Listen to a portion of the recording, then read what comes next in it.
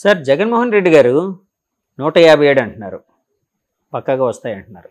అలాగే చంద్రబాబు నాయుడు గారు వాళ్ళ కూటమి నేతలు అయితే 130 నుంచి 140, 145 వరకు వచ్చే అవకాశం ఉందని వాళ్ళు చెప్తూ ఉన్నారు.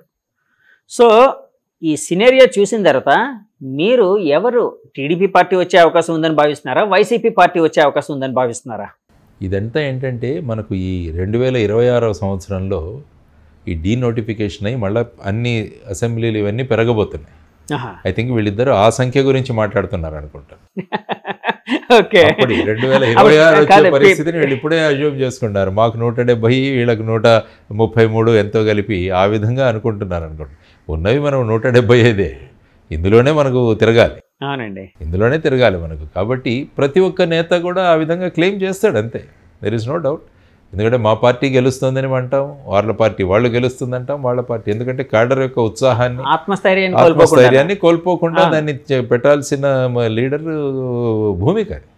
సో ఆ విధంగా చేసుకుంటూ పోతుంటే సో వాళ్ళ ఎనీవే 4th తెలిసిపోతుంది మనకి. అంటే మీరు ఎవరు అవకాశం ఉందని భావిస్తున్నారు సార్? ఏది ఇప్పుడు ఏంటంటే ఒక 2 నుంచి 2.5% ఓటింగ్ పెరిగింది. టీడీపీ వాళ్ళు ఏమంటున్నారు, ఈ పెరిగిన ఓటు మాదే అంటున్నారు. వీళ్ళు ఏమంటున్నారు, ఈ పెరిగిన ఓటు మా ఈ సంక్షేమ పథకాలు తీసుకునే వాళ్ళు పెద్ద సంఖ్యలో వచ్చి వేశారని వీళ్ళు అంటున్నారు. అంటే అల్టిమేట్గా ఈ సీక్రెసీ ఆఫ్ ఓటింగ్ వల్ల దాన్ని అష్యూమ్ చేసుకోండి. కాబట్టి June 1న వెస్ట్ బెంగాల్లో ఎలక్షన్స్ అయిన తర్వాత మొదలవుతాయి. 1 తర్వాత ఇంక ఎగ్జిట్ పోల్స్ మొదలవుతాయి. ఆల్రెడీ సోషల్ మీడియాలో నడుస్తూనే ఉన్నాయి, 2 రకాలుగా వస్తున్నాయి.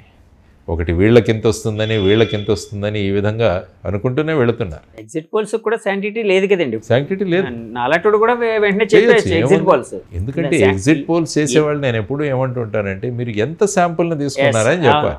మీరు 10 మందిని అడిగారా, 2 లక్షల మందిని అడిగారా? ఎప్పుడైతే శాంపుల్ సైజ్ పెరుగుతుందో తర్వాత ఏంటంటే ప్రతి వ్యక్తి కూడా ఆ విధంగా వ్యక్తీకరించాడన్నది కూడా లేవు. చాలా ఎగ్జిట్ పోల్స్ ఫెయిల్ అయ్యాయి. మీరు చూసుకుంటే చాలా ఎగ్జిట్ పోల్స్ ఫెయిల్ అయ్యాయి మనకి. అదంతా ఏంటంటే ఒక బెట్టింగ్, ఇది ఒక బెట్టింగ్ ఒకటి, ఇంకోటి.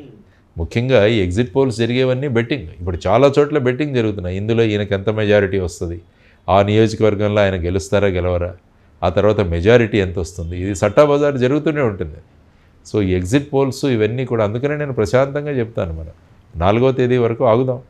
ఎందుకు, ఆల్రెడీ మన భవిష్యత్ ఏదైతే ఉందో అందులో మనకు బంధించబడింది. ఇప్పుడు ఐపీఎల్ బెట్టింగ్స్, క్రికెట్ మ్యాచ్లు బెట్టింగ్స్, ఇంకో బెట్టింగ్లు జరిగితే వాళ్ళ నుంచి ఫ్రేమ్ చేయడానికి పట్టుకోవడానికి ట్రై చేస్తాము, ఫ్రేమ్ చేస్తాము, ఛార్జ్ షీట్ అంతా వేస్తాము, వాళ్ళని జైలుకి పంపిస్తారు. ఈ పొలిటికల్ బెట్టింగ్స్ మీద మరి ఎలాంటి ఇది ఉండదా సార్? అంటే any betting is a betting, అంతే కదండి. ఇప్పుడు దాని మీద చెయ్యాలి కదా. అంటే ఇవన్నీ ఏంటంటే ఎక్కడ డాక్యుమెంట్ రాసుకోరు వీళ్ళంతా. కూడా డాక్యుమెంటేషన్ ఏమి ఉండదు కదండి ఐపీఎల్ బెట్టింగ్స్ వాటిలోని.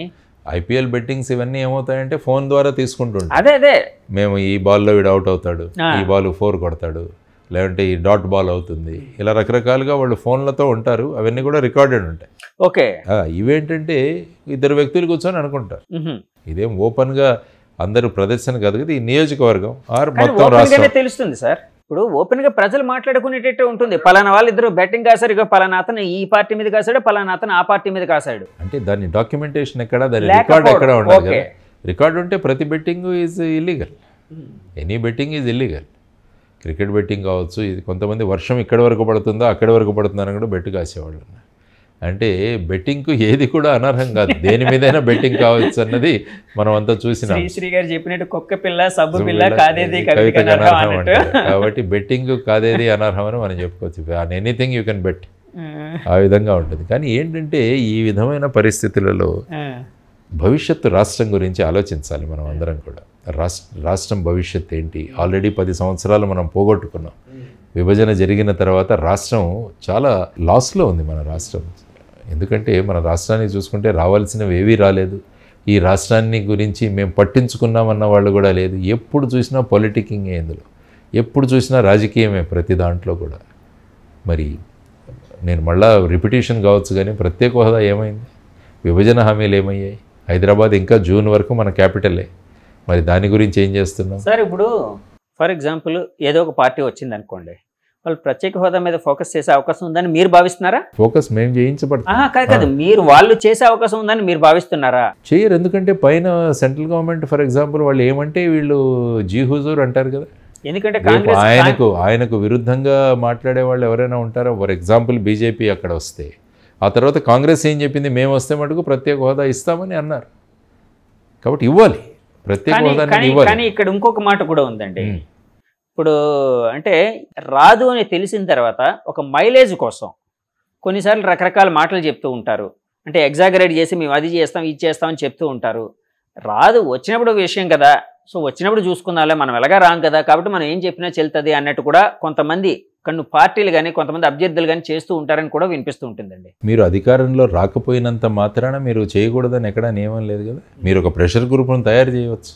మా ప్రత్యేక హోదా సాధన సమితి మళ్ళీ మేము మొదలుపెట్టాము ఈ విషయాన్ని. మా ప్రయత్నం జరుగుతూనే ఉంటుంది, ఏ పార్టీ వచ్చినా కూడా, irrespective of the party. Srinivas గారు, నేను కూడా ఉన్నాను, వారి అధ్యక్షత నేను సెక్రటరీగా ఉన్నాను. దాంట్లో మేము మా పోరాటం స్టార్ట్ చేసాం, జరుగుతున్నాయి ఈ విధానాలు, జరుగుతూనే ఉన్నాయి. రాష్ట్రానికి ప్రత్యేక హోదా ఎందుకు తీసుకురారని వీళ్ళందరినీ అడుగుదాం. అందుకనే అంటున్నాను, అసెంబ్లీలో ఒక ఇండిపెండెంట్ వాయిస్ అవసరం. రెండు పార్టీలను సమన్వయం చేసి అందరం కలిసి వెళదాం పదండి ప్రధానమంత్రి దగ్గరికి అని మాట్లాడేవాళ్ళు కావాలి ఇక్కడ. లేకుంటే ఏమంటారు, మన రాష్ట్రంలో ప్రధానమైన సమస్య ఏమైందంటే క్రెడిట్ ఎవరికి వస్తుంది అన్నది ప్రధానమైన సమస్య. ఇప్పుడు ప్రత్యేక హోదా వీళ్ళు తెచ్చేస్తే రేపు వీళ్ళ పొలిటికల్ మైలేజ్ పెరుగుతుంది కాబట్టి దాన్ని మనం ఆపేయాలి. ఇప్పుడు మనం ఇక్కడ కూడా చూసాం, పార్లమెంట్లో కూడా ఒక అభ్యర్థి మాట్లాడుతుంటే ఇంకొక అభ్యర్థి వాళ్ళని డిస్టర్బ్ చేయడం, అది కేవలం మన రాష్ట్రం వాళ్ళ ఎంపీల్లోనే చూస్తాం. మిగతా ఏ రాష్ట్ర ఎంపీలు వాళ్ళ రాష్ట్ర ఎంపీ మాట్లాడుతుంటే వాళ్ళు కూడా మాట్లాడుతుంటారు, సపోర్ట్ చేస్తుంటారు. మన దగ్గర చూడండి, ఎంపీలు మాట్లాడుతుంటే ఎంత దారుణం అంటే, మనం we have become a laughing stock. మనం అందరూ కూడా నవ్వుకోబడ్డే వాళ్ళలాగా మన రాష్ట్రాన్ని ఆ విధంగా తీర్చిది. సార్, ఈ విషయంలో తమిళనాడు వాళ్ళని మనందరం ఆదర్శంగా తీసుకోవాలి. తమిళనాడు, మహారాష్ట్ర, కొన్ని రాష్ట్రాల వాళ్ళని, ఎందుకంటే పార్టీలకు అతీతంగా వాళ్ళ ప్రయోజనాల కోసం ఒక్కటిగా పోరాడతారు. ఏదైనా వస్తుంది ప్రాజెక్ట్ అంటే అందరూ కలిసిపోతారు, వెళ్ళి అందరూ కలిసి ముఖ్యమంత్రి ప్రధానమంత్రి దగ్గర కన్సర్న్ మినిస్టర్ దగ్గర కూర్చొని మా రాష్ట్రానికి ఈ ప్రాజెక్ట్ తీసుకురావండి అన్న కమిట్మెంట్ ఉండేది. ఇక్కడేంటి, రాకపోయినా పర్లేదు, వాళ్ళ రిజీమ్లో ఇది రాకూడదు, వాళ్ళ ప్రభుత్వంలో ఉన్నప్పుడు ఇది రాకూడదు అన్న ప్రయత్నాలు జరుగుతుంటే, ఇక్కడ ఏదైనా జరుగుతుంటే లెటర్లు రాసిన వాళ్ళు కూడా చాలామంది ఉన్నారు. ఏదైనా ఒక ప్రాజెక్ట్ వస్తుంటే ఈ ప్రాజెక్ట్ రానివ్వకూడదనే లెటర్లు రాసిన ఉదాహరణలు కూడా మన దగ్గర చాలా ఉన్నాయి సార్. ఉన్నాయి, ఈ ప్రాజెక్ట్ రాకూడదు, ఈ విధంగా అవ్వకూడదు అన్నవి వీళ్ళే ఒక కల్పన చేస్తూ చాలా విషయాలు జరిగాయి మన దగ్గర. దానివల్ల ఏమవుతుందంటే చూడండి, రేపు వచ్చే 5 సంవత్సరాలు కూడా చాలా ముఖ్యమైన పీరియడ్ ఆంధ్రప్రదేశ్కి, ఈ వచ్చే 5 సంవత్సరాలు. కాబట్టి నా ఉద్దేశం ఏంటంటే, ఎలక్షన్ రిజల్ట్స్ ఏవైనా రానివ్వండి, అందరం కలిసికట్టుగా పోరాడదాం రాష్ట్రం కోసం. ఎవరు ప్రభుత్వం ఏర్పాటు చేసినా, ఎవరు ప్రతిపక్షంలో ఉన్నా కూడా అందరం కలిసి రాష్ట్రం కోసం ఒక 5 సంవత్సరాలు మనం పాటుపడదాం. అందరం ఒక మోడల్గా, ఒక నమూనాగా, ఒక ఆదర్శమైన రాష్ట్రంగా మళ్ళా తయారు చేయడానికి మనం ప్రయత్నం. మీ కక్షలు, కార్పణ్యాలు ఇవన్నీ పక్కన పెట్టండి, రివెంజ్ పాలిటిక్స్ పక్కన పెట్టండి, అవన్నీ పక్కన పెట్టి అందరం కలిసి పనిచేద్దామన్న ఒక కాన్సెప్ట్ కోసమే జై భారత్ నేషనల్ పార్టీ ప్రయత్నిస్తుంది. ఒక అనుసంధానకర్తగా ఉండాలి అని చెప్పేసి మేమంతా కోరుకుంటున్నాం. అందరం కలిసి పోరాడదాం. ఇప్పుడు ఆపరేషన్ లేకుండానే మోకాళ్లకు ప్లాస్మా ట్రీట్మెంట్, మీ ఆర్థోపెడిక్ సమస్యలన్నిటికీ రోబోటిక్ టెక్నాలజీ ద్వారా తక్కువ ఖర్చుతో శాశ్వత పరిష్కారం, ఫ్రీ కన్సల్టేషన్, ప్రతి ట్రీట్మెంట్ పై 20% డిస్కౌంట్. ఈ ఆఫర్ కొద్ది రోజులు మాత్రమే, త్వరపడండి. V9 hospitals, 9281465842.